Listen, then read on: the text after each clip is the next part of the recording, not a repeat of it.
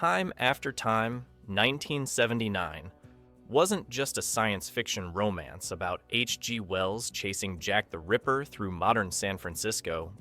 It was a passion project where the director mortgaged his house to finish it. It's a very interesting idea, but it's unplayable. The studio wanted to cut the entire love story that made the film work. Malcolm McDowell and Mary Steenburgen fell in love on set and married in real life. And the original ending, showing Wells trapped in the future, was rewritten at the last minute. These are 16 facts about a time travel film that almost never happened. Director Nicholas Meyer wrote the screenplay in 10 days. Nicholas Meyer read Carl Alexander's unpublished novel, Time After Time, and immediately wanted to adapt it. He wrote the entire screenplay in just 10 days during June 1977. Meyer worked 18-hour days fueled by coffee and creative obsession. The rapid writing process captured the story's energy and romance without overthinking the premise. Meyer's script changed significant elements from Alexander's novel, making H.G. Wells more heroic and emphasizing the romance with Amy Robbins. Warner Brothers executives loved Meyer's screenplay and greenlit the project within weeks. However, they assigned another director initially. Meyer fought for the directing job despite having never directed a feature film. Warner Brothers was skeptical about giving a first-time director a $4 million budget. Malcolm McDowell was cast against type as a romantic lead. Malcolm McDowell was famous for playing violent, disturbing characters in A Clockwork Orange and Caligula. Warner Brothers executives questioned whether audiences would accept him as the gentle, romantic H.G. Wells. Nicholas Meyer insisted McDowell was perfect because he could show Wells's underlying intelligence and passion beneath Victorian propriety.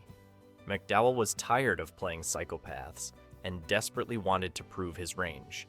He accepted a significant pay cut to play Wells. McDowell prepared extensively, reading Wells' novels and studying Victorian manners and speech patterns. He developed Wells' slightly fussy, earnest personality that contrasted completely with his previous roles. Critics were stunned by McDowell's charming, vulnerable performance. Roger Ebert wrote that McDowell revealed depths no one knew he possessed. Malcolm McDowell and Mary Steenburgen fell in love. During filming, Malcolm McDowell and Mary Steenburgen's on-screen chemistry was completely genuine because they were falling in love during production. They met on the first day of filming in October 1978 and felt immediate attraction. Their romance developed naturally throughout the 2-month shoot. Nicholas Meyer noticed their connection and encouraged improvisation in romantic scenes. The museum date sequence where Wells and Amy discuss the future was largely improvised based on their real conversations. Cast and crew watched their relationship blossom with amusement and support. McDowell and Steenburgen tried maintaining professionalism on set, but their feelings were obvious. They married in September 1980, 16 months after filming wrapped. Warner Brothers wanted to cut the entire romance subplot. After viewing Nicholas Meyer's rough cut, Warner Brothers executives demanded massive changes. They wanted to remove most of the romance between Wells and Amy, believing audiences expected a thriller about catching Jack the Ripper. The studio calculated that approximately 40 minutes of romantic scenes should be cut to focus on the chase narrative. Meyer was devastated.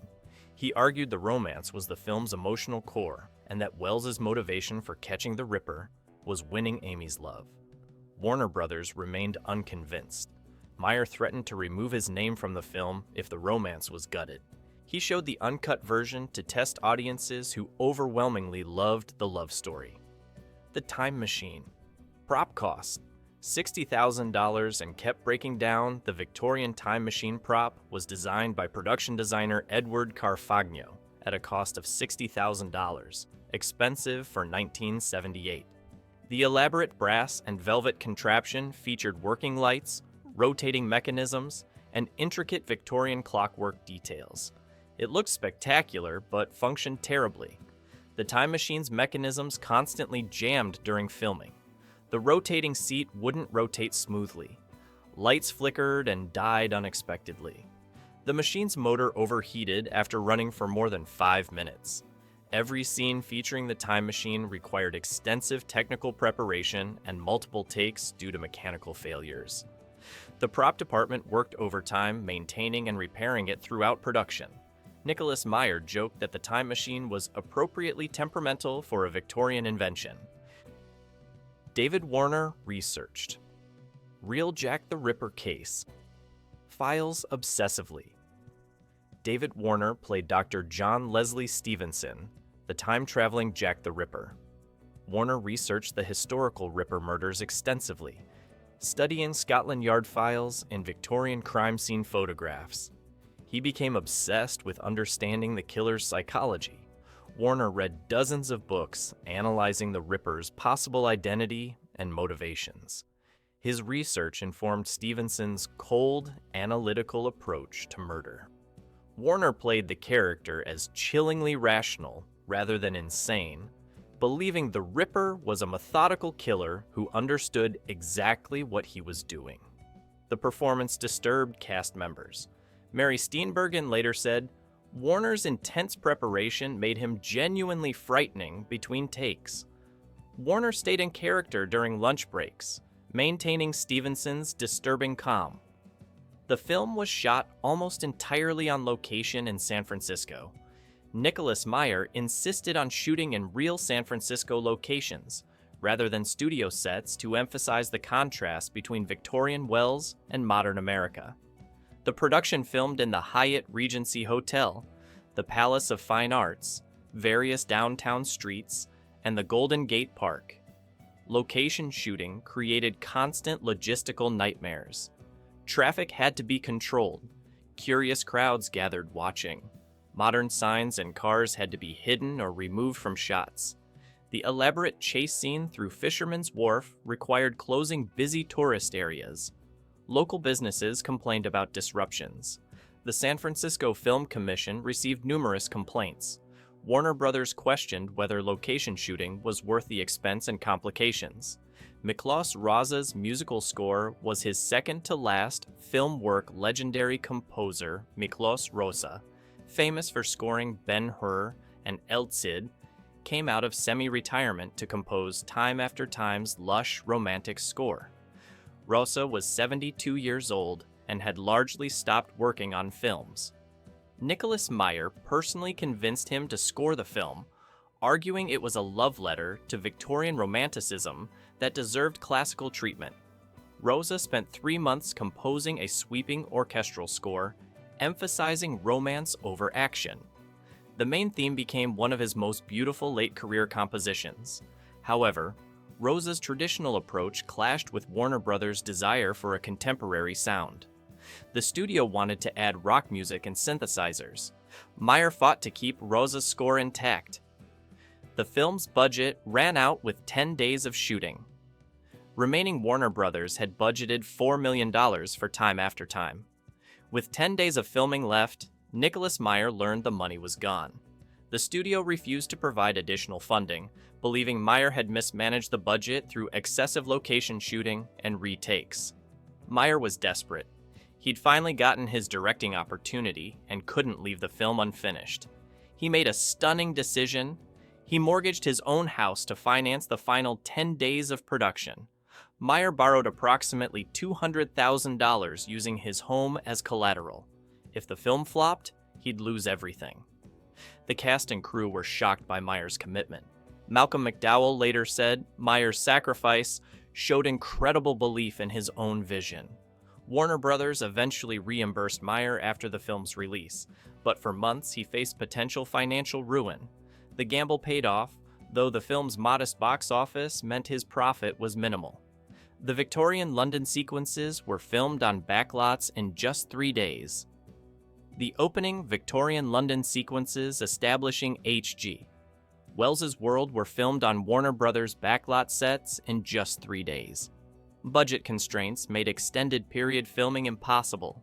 Nicholas Meyer used fog machines, careful lighting, and strategic camera angles to hide the limited sets. The Jack the Ripper murder scene was filmed on a redressed western town set with added Victorian storefronts. The cramped shooting schedule meant actors rehearsed minimally before filming. Meyer shot an average of 12 pages of script per day, extremely fast for period drama. The rushed Victorian sequences felt slightly less polished than the modern San Francisco scenes. However, Meyer argued this worked thematically because the film wanted to escape Victorian repression for modern freedom. Critics barely noticed the difference in production values. Warner Brothers forced a happy ending that Nicholas Meyer hated. Nicholas Meyer's original ending showed H.G. Wells trapped permanently in 1979. Wells destroyed his time machine to prevent Jack the Ripper from escaping, sacrificing his return to Victorian England. The final scene depicted Wells accepting his exile and beginning a new life with Amy in the future. Warner Brothers test screened this ending, and audiences hated it. They wanted Wells to return Amy to Victorian times with him or find a way home together. The studio demanded Meyer film a new ending. Meyer reluctantly wrote a scene suggesting Wells and Amy would find happiness together in the present. The compromise ending remained ambiguous about their future, but felt more optimistic. Meyer later said he preferred his original bittersweet conclusion because it showed Wells's heroic sacrifice. The studio-mandated ending was shot hastily during post-production with minimal budget. The film premiered at the same time as Star Trek: The Motion Picture and was buried. Time After Time opened in limited release on August 31st, 1979. Warner Brothers gave it minimal marketing and few theaters. 2 months later, Paramount released Star Trek: The Motion Picture, with massive marketing and over 800 theaters. Nicholas Meyer's small science fiction romance was completely overshadowed. Warner Brothers essentially abandoned Time After Time once Star Trek dominated the box office. The irony was devastating for Meyer. 3 years later, he would direct Star Trek II, The Wrath of Khan, saving the Star Trek film franchise. Time After Time earned only $13 million domestically against its $4 million budget. The modest returns disappointed everyone, despite positive reviews. The film found its audience later through cable television and home video. Meyer always believed Warner Brothers' poor release strategy killed the film's commercial potential. Better distribution could have made it profitable. The hotel confrontation scene was improvised after the scripted version failed. The crucial scene where Wells confronts the Ripper in the Hyatt Regency Hotel was originally scripted as a lengthy philosophical debate about morality and violence. Nicholas Meyer filmed the scripted version, but found it boring and talky during editing. The intellectual argument didn't work dramatically. With no time or budget for reshoots, Meyer brought Malcolm McDowell and David Warner back for one day of improvisation.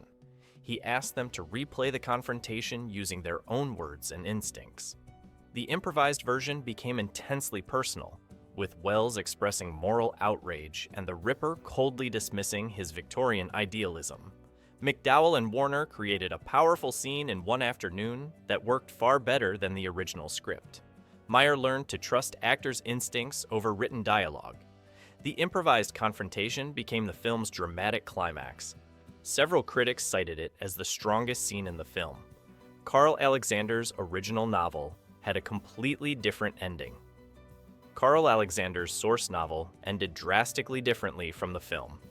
In the novel, Wells catches Jack the Ripper, but discovers the time machine's temporal field created a paradox. The Ripper's presence in the future caused ripple effects altering history. Wells realizes he must let the Ripper escape back to Victorian London or risk destroying the timeline.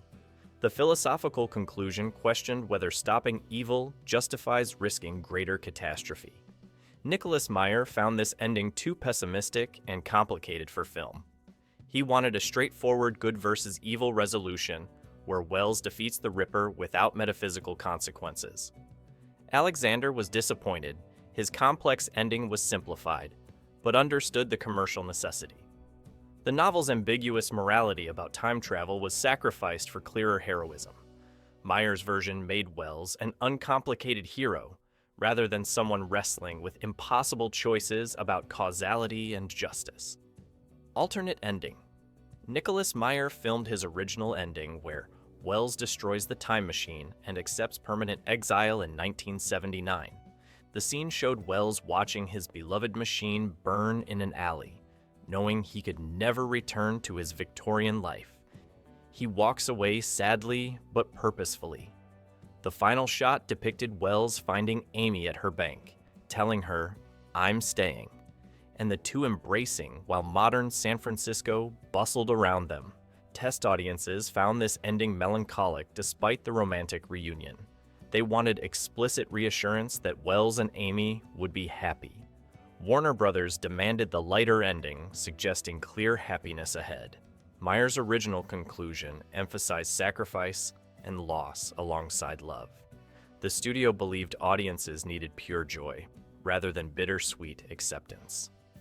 Time After Time could have been a straightforward thriller about catching Jack the Ripper with a pessimistic ending about sacrifice. Instead, it became a romantic passion project where the director mortgaged his house and the stars fell in love. The real ending was too sad. The studio interference nearly ruined it, and a beautiful film about choosing love over home almost never existed.